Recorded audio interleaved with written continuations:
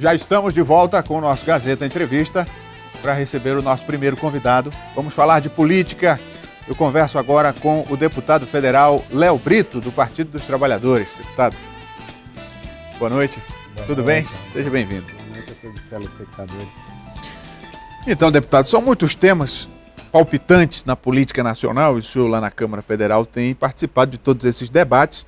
A semana passada nós tivemos a questão da CPMF, que foi algo que ainda está sendo discutido, na verdade, e essa resistência da Câmara em aceitar a criação do imposto. Como é que o senhor avalia? Eu vejo que todo aumento de imposto ou criação de um novo imposto sempre gera muitos debates na sociedade e a gente não quer que isso aconteça. Mas é um momento excepcional, é um momento que estamos vivendo uma crise econômica mundial que se estende há 7 anos.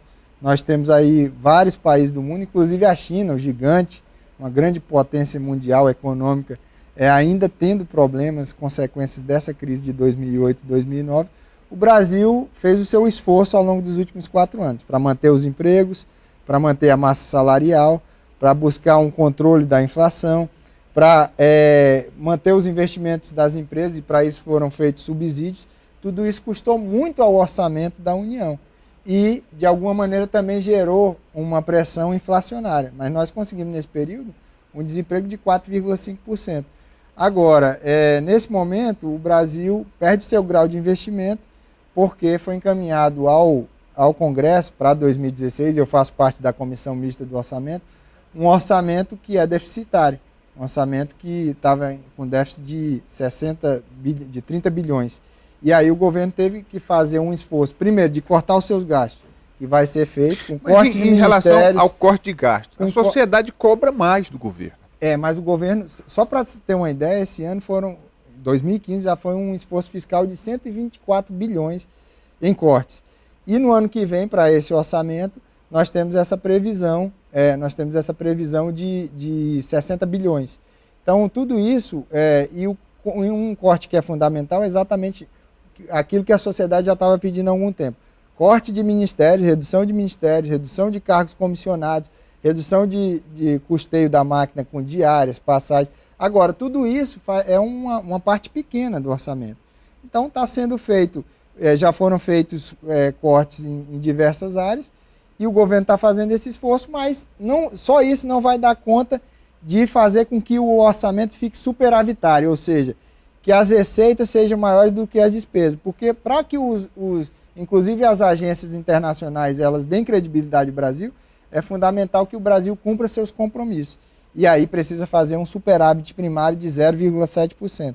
E aí é por isso que o governo instalou a CPMF. A CPMF vai vir como um imposto provisório. Ela foi criada ainda na época dos governos Fernando Henrique Cardoso, numa conjuntura que era até pior do que nós temos atualmente. E a alíquota era de 0,38%, o governo está fazendo de 0,2%. E o que é importante se dizer? Em 2007, a CPMF deixou de existir. O que se dizia na época? Que com o fim da CPMF, as empresas, elas transfeririam isso para o consumidor, ia baixar o preço. Na verdade, não aconteceu nada disso. A CPMF é um imposto que não atinge a grande massa do nosso país, a grande base da pirâmide. É um imposto que ele é bom porque ele não gera inflação, ao contrário da CID, por exemplo, sobre os combustíveis. Ele é menos complicado também porque ele atinge principalmente quem faz operações financeiras, e a grande base da população não faz operações financeiras. Só para concluir o raciocínio. Sim. E ele também é um imposto que evita sonegação, que é um dos grandes problemas que nós temos hoje no Brasil. Pois é. Inclusive porque o governo está fazendo agora uma medida que é muito importante, que é a repatriação de recursos, que também faz parte desse esforço para ampliar, aumentar a receita. E o que é fundamental nesse processo todo de ajuste? Os recursos para a educação, Pronatec, Ciência Sem Fronteira, manutenção das universidades, expansão das universidades, e os recursos da Previdência para os aposentados e os recursos do Bolsa Família não foram atingidos por pelo pacote do Pois bem, governo. mas aí o governo precisa de apoio no Congresso, na Câmara especificamente para isso e para outras questões. E esse clima, essa tese de impeachment que voltou a ganhar força, como que o PT principalmente vai trabalhar isso? Olha, Rogério, eu acredito, e é importante dialogar com toda a população. Eu acredito que grande parte dos problemas que nós estamos tendo, inclusive agora na economia, porque nós fizemos um início de ajuste, eles se devem exatamente ao clima político. Nós tivemos uma eleição no ano passado, acabou no dia 26 de outubro, a presidenta foi eleita para governar os 4 anos. Infelizmente, nós estamos tendo um maior exemplo de mal perdedor de eleição que nós estamos tendo por parte do PSDB. E o PSDB precisa ser chamado nesse momento à responsabilidade. Parece que se instituiu aquela doutrina. A presidenta Dilma não pode vencer as eleições. Se vencer, que não tome posse, porque foi tentado isso no TSE. Se tomar posse, que não governe. E isso estão se apostando no quanto pior, melhor. Quanto mais, não é à toa que vários empresários, que a própria Febraban, vários editoriais no país colocaram que o risco dessa crise, da crise política se estender, ela vai prejudicar as empresas brasileiras, vai prejudicar o cidadão, vai prejudicar todo mundo, porque quem se prejudica é o Brasil. Está aí, inclusive, várias empresas que foram rebaixadas, inclusive pela Standard & Poor's, agora nessa questão do rebaixamento do Brasil. Então, é um momento de todo mundo conversar. Eu sou a favor que os ex-presidentes Lula, Fernando Henrique Cardoso, que a presidenta dialogue com a oposição, para que a gente diga assim, olha, oposição, vocês façam o seu papel como oposição, vocês têm o dever de fiscalizar, vocês têm legitimidade, e a população que não votou na presidenta Dilma tem legitimidade de, numa próxima eleição, colocar um governo que quiser, do partido que quiser. Mas esse momento, a instabilidade que está colocada, ela beira a irresponsabilidade. E a tese de impeachment, ela não tem nenhum fundamento jurídico. Impeachment nunca foi utilizado e não está na Constituição a utilização de impeachment para governo impopular. Mas tem outras possibilidades, né? As Senão contas nós da teríamos campanha, impeachment de Sarney, as pedaladas. impeachment de Fernando Henrique Cardoso. O Brasil não pode ser transformado numa republiqueta de bananas. Eu lembro que na Bolívia, aqui um país do nosso lado, na década de 90, todo ano tinha um presidente diferente. E quem se prejudicou com isso foi o país. Então nós temos que ter responsabilidade com o país. Por mais que você não concorde com o governo da presidenta Dilma, mas ela foi eleita. E a gente estender, e não pense que esse processo de impeachment, um processo como esse, ele vai ser um processo tranquilo e que vai durar pouco tempo. Pelo contrário, eu acredito que vai estender cada vez mais a crise política e quem vai perder mais com isso é a população. Portanto, nós rechaçamos essa irresponsabilidade. Deputado, sobre a reforma política, o Senado propôs algumas coisas, a Câmara derrubou, mas o STF, semana passada, julgou inconstitucional as doações de empresas para as campanhas. E o PT defendeu isso. O senhor considera que foi uma vitória do partido? Uma vitória do partido, não. Eu considero uma vitória da sociedade, da democracia brasileira. Eu acredito que o STF foi muito sábio. Só não vê quem não quer, Rogério. Se você pegar a maioria dos escândalos que aconteceram nos últimos anos, que envolve o PSDB, o Democratas, o PT, que aí, infelizmente, nós entramos nesse momento aí dessa relação promíscua com as empresas, nós temos que pedir desculpas à sociedade, e os diversos partidos, só para você ter uma ideia, das empresas da Lava Jato, elas financiaram 18 partidos políticos na última eleição. Na de 2010 foram 14 partidos políticos. E, como disse um dos delatores, não existe almoço de graça. Elas querem financiar os partidos para depois se beneficiarem com a corrupção. E quem pensa assim, 75% dos brasileiros pensam dessa maneira, que não dá para se ter essa relação promíscua entre empresas e partidos, que acaba colocando todo mundo na vala comum. Um político, por mais que ele seja aquela pessoa honesta, mas ele recebeu daquela empresa que está envolvida no escândalo. O governo da mesma maneira, o partido da mesma maneira. E as empresas? Eu acho que as empresas têm que cumprir um papel importante no país, que é um investimento, que é fazer o país se desenvolver economicamente, gerar emprego e renda para as pessoas. Agora não se envolver em política, em financiamento de campanha. Nós estamos vendo aí as bancadas. É a bancada da indústria de arma, é a bancada da indústria de bebida, é a bancada. E a bancada do povo? Cadê a bancada do povo? É verdade. E aí a decisão do Supremo Agora, foi muito importante. Os críticos do PT dizem que é muito conveniente para o PT, que agora está no poder, lutar pelo financiamento de empresas na campanha, quando tem a facilidade de estar na máquina para ganhar as eleições. Como é que o senhor responde a essas críticas? Olha, primeiro que o PT sempre historicamente defendeu o fim do financiamento empresarial de campanha, antes de estar no poder. Então, e não é uma tese só nossa, nós temos o PDT, o PPS, partidos que são até da oposição que defendem o fim do financiamento empresarial. Então, não adianta dizer que isso é uma tese do Partido dos Trabalhadores. E segundo, que agora mesmo a própria reforma política acabou com a reeleição.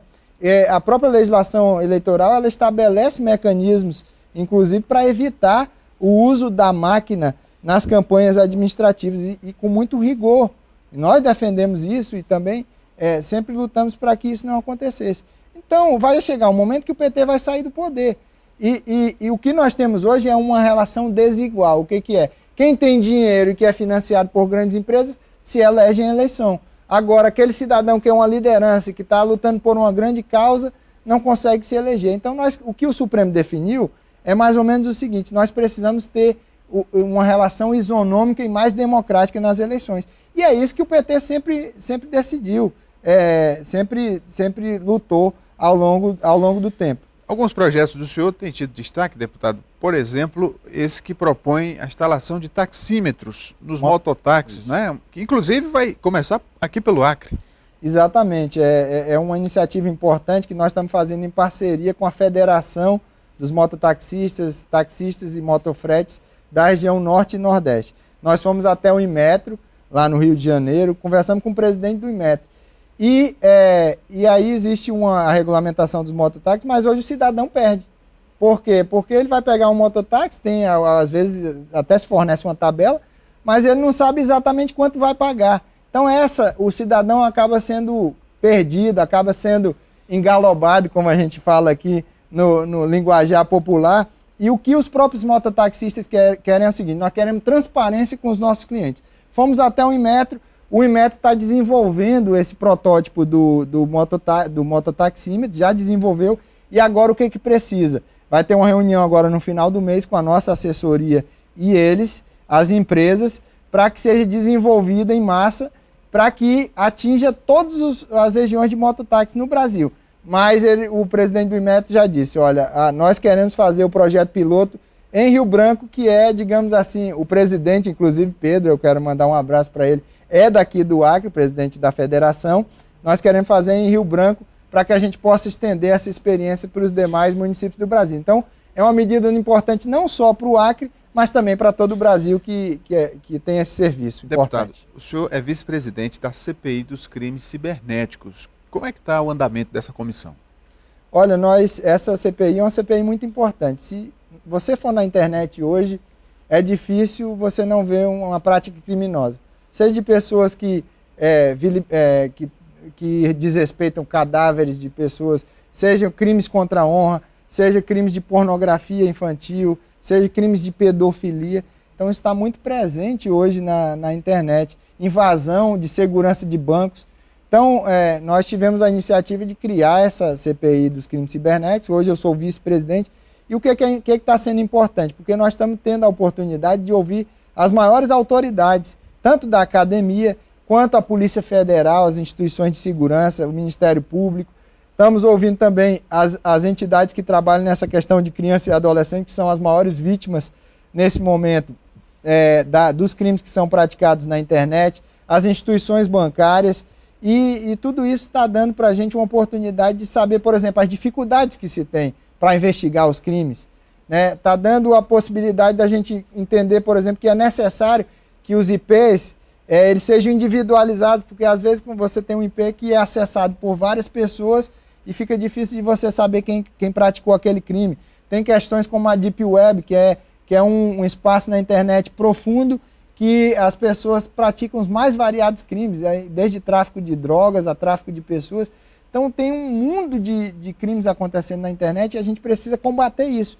E já tem o Marco Civil da internet, já tem a Lei Carolina Dickmann, relacionada àquela situação que aconteceu com aquela atriz, e nós estamos querendo aprofundar essas investigações, inclusive uma das investigações eu estou colocando o Acre, que foi essa última operação Gênesis. Estou chamando o delegado da Polícia Federal porque foi pega uma quadrilha em 9 estados relacionados à pornografia infantil e também a pedofilia na internet. E aí nós estamos fazendo essas investigações na CPI e queremos também melhorar a legislação a respeito, preservando os direitos civis na internet, a liberdade de expressão, a neutralidade de rede, né, e a capacidade de compartilhamento que é importante na internet, que todo mundo usa nos dias atuais. Né? Muito bem. Deputado, quero agradecer a sua vinda aqui, conversei com o deputado federal Léo Brito, do PT. Muito obrigado. Eu que agradeço, Rogério, agradeço a todos os telespectadores. Nosso mandato está aí participando dessas discussões importantes para o Brasil e para o estado do Acre. Muito obrigado. Vamos fazer um intervalo comercial, daqui a pouco o Gazeta Entrevista volta. Continue com a gente.